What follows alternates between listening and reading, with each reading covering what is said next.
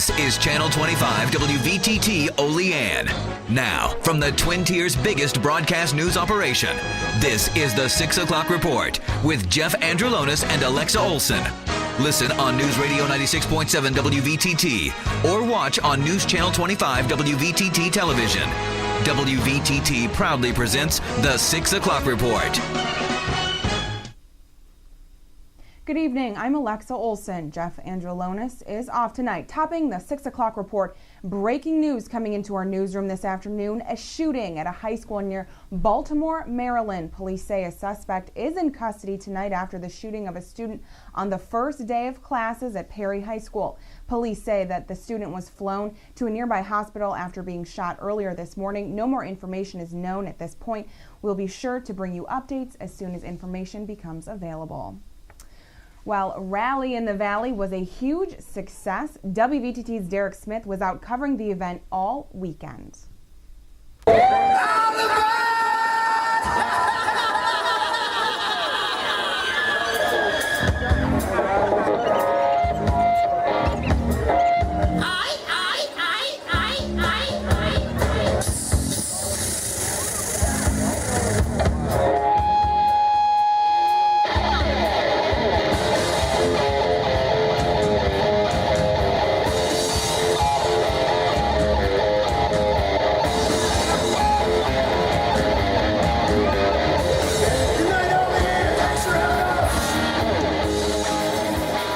The 10th annual Rally in the Valley was a tremendous success, all the proceeds going to charity. There isn't an exact total yet, but it appears to be more than expected. Local organizations such as the American Cancer Society, Rehabilitation Center, and Southern Tier military support groups were among the many that benefited from this occasion. Thousands of folks and their choppers from all around the Twin Tiers area cruised on down to the 5-day event to participate in contests, games, raffle drawings, listen to live music, explore the many vendors. There was even a sky cam to capture the whole experience from 300 feet in the air. A few shared with me why they enjoyed this year's 2012 Rally in the Valley. Brings a smile to my face. Basically, it's a family reunion now. That's what it's turning into. I get a chance to get down and meet up with all the relatives that live down here. One Rally in the Valley motorist says it's hard work putting this all together. Those guys really work hard all through the year to get this off. And it's a lot of work. And it brings a lot of people to town, and it's a good time for everybody. Derek Smith at Rally in the Valley here in Olean, WVTT.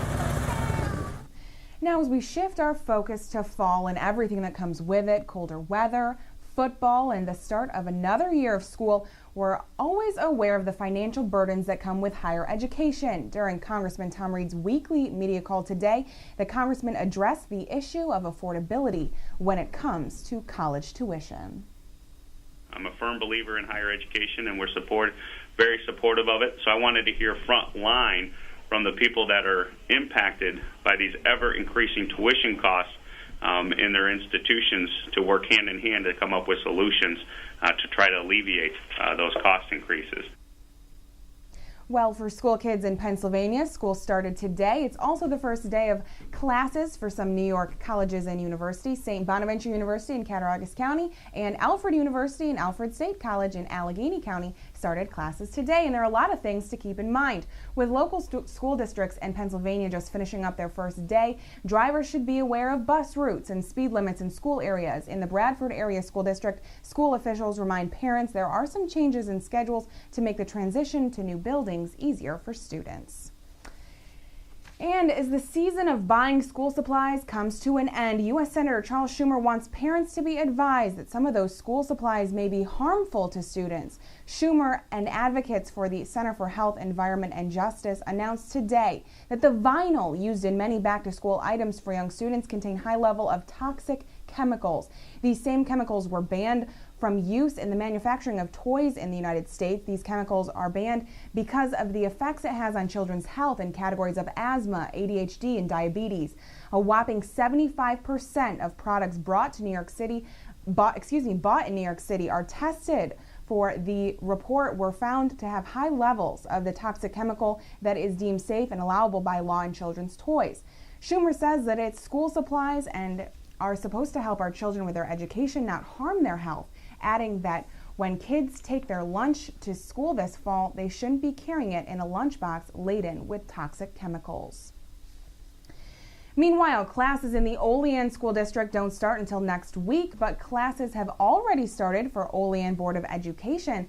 The board has called a special meeting for tomorrow night at 6:30 at the Olean High School boardroom. Among the items on the agenda, an agreement between the Olean School District and Portville for home-to-school transportation for the upcoming school year, and new school lunch prices will be set, and also support services contracts approved between the district and the Cattaraugus, Allegheny, and Wyoming Counties Board of Cooperative Educational Services.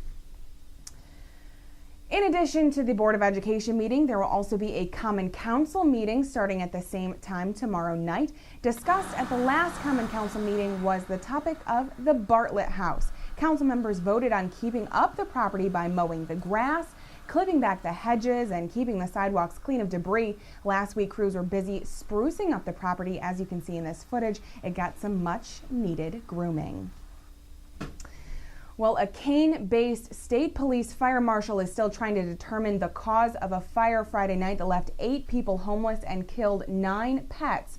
Flames were already shooting from the windows when crews arrived at this 2-story apartment building at 54 Elm Street in Bradford just after 10 p.m. on Friday. 2 dogs, 2 birds, and 5 cats died in the fire. 1 cat survived. No people were hurt. The blaze is believed to have gotten its start in an upstairs bedroom. And a fire in Johnsonburg early Saturday morning was determined to be arson. The blaze broke out at the abandoned home on the 200 block of Main Street just before 2 a.m. Crews found flames shooting from the basement windows. When they arrived, they made quick work of the blaze, and damage was described as minimal. Investigators are trying to determine if 4 fires they have been ruled arson in Johnsonburg since the end of June may be related. This summer, there were also arson fires reported in St. Mary's and Ridgeway as well. Anyone with information is asked to contact Johnsonburg Borough Police. And earlier this summer, a dead crow in Cattaraugus County was found to have West Nile virus, but no human cases were reported in the county. Cat County health officials did say an Erie County man was hospitalized with the virus but has recovered.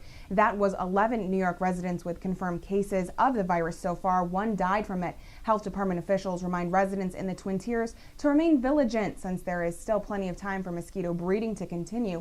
Remove all standing water from your property to cut down on mosquito breeding. Mosquitoes remain active until that first frost. Stay tuned for more news on News Channel 25 WVTT.